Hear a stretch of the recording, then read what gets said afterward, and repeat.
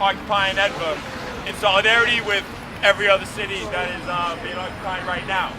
It's become a true global movement. You could get on a plane from here to Australia and see the same thing. You can get on a plane from here to Los Angeles or pretty much any city in America, see the same thing. It's something that people can no longer ignore, no matter how much they would like to ignore it, no matter how much easier it is to say, oh, it's just another passing craze, passing movement. It's not leaving. We're not leaving. We're occupying the square until we see change.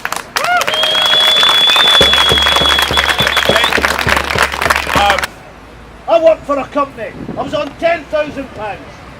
The leader, I was working for the electricity board. The person in charge of the electricity board was on £100,000. And that was bad. I tell you what, when I left the electricity company, I was on 20,000, right? And you know what the president, the general officer in charge of the Scottish Power was on?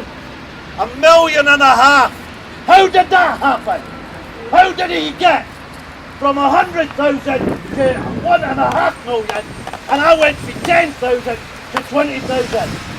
That's what's been happening. I'd like to thank all the protesters who've been spending the nights here, because a lot of us can't actually, for one reason or another, thanks Dan. So a lot of us, for one reason or another, can't actually spend our time sleeping here. And I'd like to thank the people who are keeping the voice and the protest going, even while we're back home in our warm houses. Speaking about this, there's, as John said, it's really up to us to make a difference. There's no cavalry that's going to come and save us. I truly believe everyone can contribute in one way or another. If you can't sleep here, spread the word.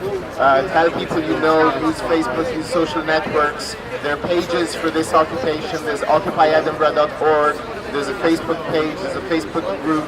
I really think you should spread the word, because essentially what this protest is about education, about people being made aware of the problems that they're living in, so they don't stay at home complaining and they come out and do something about it. So really spread the word and encourage people to come here. I mean, this should be a fun place. We're reclaiming our spaces. We should have workshops, we should have juggling, we should have music, we should have people using this space constructively, because ultimately that's what we're asking for people in power to do things constructively and not just for the profit of the few.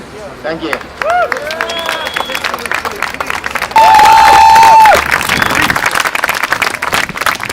We can't pay for this crisis, but more to the point, we won't pay. And we've made that very, very clear today at Occupy. We are not going to pay for the failure of the bankers and the politicians. Now, when I ask disabled people about fighting, about protesting, I know for some of us it's much more difficult, but I want to put down a really clear message. If we don't fight, we're finished.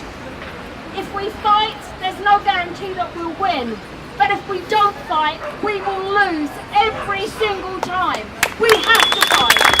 We have to fight.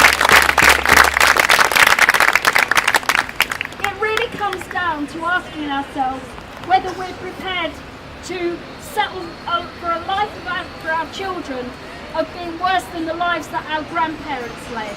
If we don't want to accept that for our children, then we have to start by fighting back now.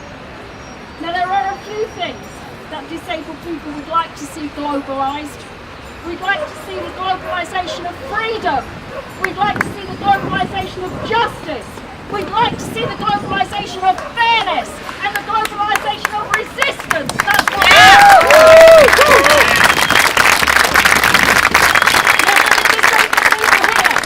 I'm asking you to be strong. I'm asking you to be brave. And sometimes that's hard to do. But let me tell you, if we're brave, then the 1% will be very, very frightened, because there are many, many more of us than there are of them. 99% of us, in fact. It's going to be very, very, very hard. And I'm expecting that people will be tired and demoralised. But if we stand together and we can help each other and we can do this and we can win. We're the 99%, and we stand for what's good and for what's right and for what's fair. We won't apologise for that, and we won't back down. Solidarity!